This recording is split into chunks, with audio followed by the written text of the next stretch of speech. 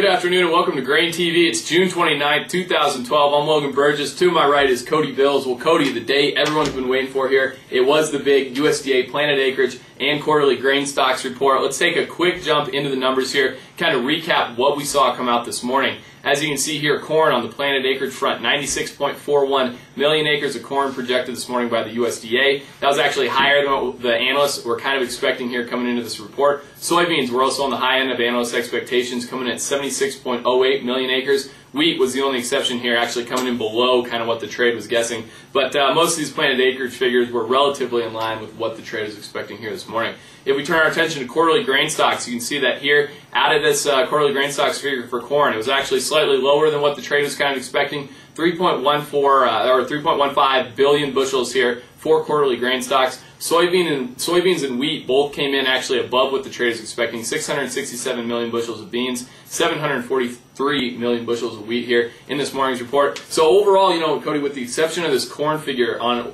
quarterly grain stocks, for the most part, bearish data came out this morning, but we saw the markets really rally this morning. What's kind of your what's your take on that? Well, let's just take a look at the way we closed here. Yeah. Corn for the July contract was up 19.5, whereas December was up 1 3/4. Beans for the July was up 47.5, where November was 25.5 that we were up there. And then wheat also, we were up 15 3/4, and December was up 10 1/4. I think the idea here, the whole concept of this trade today was that we came out, we had some bearish numbers, but they weren't outlandishly bearish. Right. They didn't surprise the market significantly enough to make these longs that are long because of the weather situations sell. Right. And I think the other thing is people just turned their attention. They said, okay, that report's out of the way. That sort of volatility is out of the market. Let's focus on the weather. And that's what they did today, and that's why we closed up strongly. The other reason here is if you look at the dollar index, the dollar was off sharply. There was a surprise news announcement out of the EU. Right. Basically, they're going to allow rescue funds to be used here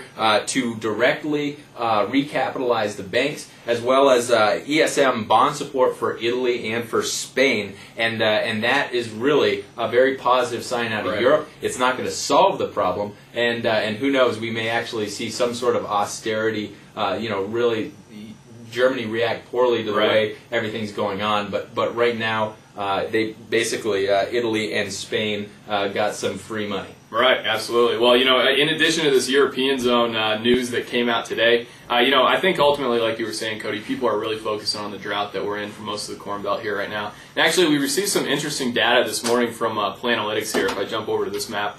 As you can see here, this is their yield forecast, and really the area that we want to focus on here is that Illinois, Indiana, Ohio, Michigan area, that eastern Corn Belt that, as we know, is right now in a pretty darn severe drought. You can see here, state by state, they basically break down their projected yields. When taken on average here, they're now expecting 158.3 bushels per acre out of this corn crop. Also this morning, we had Informa come out and actually say they believe that the yield on this crop is going to be around 155 bushels per acre out of this crop. So, you know, the USDA a while back in that March report projected 166 bushels per acre. I think that's been totally thrown out the window here. People are expecting sub 160 yield out of this corn crop, and that's really been reflected in the action that we've seen in the futures market here recently, especially on that December contract. Yeah, and we're going to have to really pay attention to those weather models because you know, even if we do see some chance of rain in the weather models, I wouldn't be surprised if that triggers a sell-off. I think we're going to actually need to see the rain.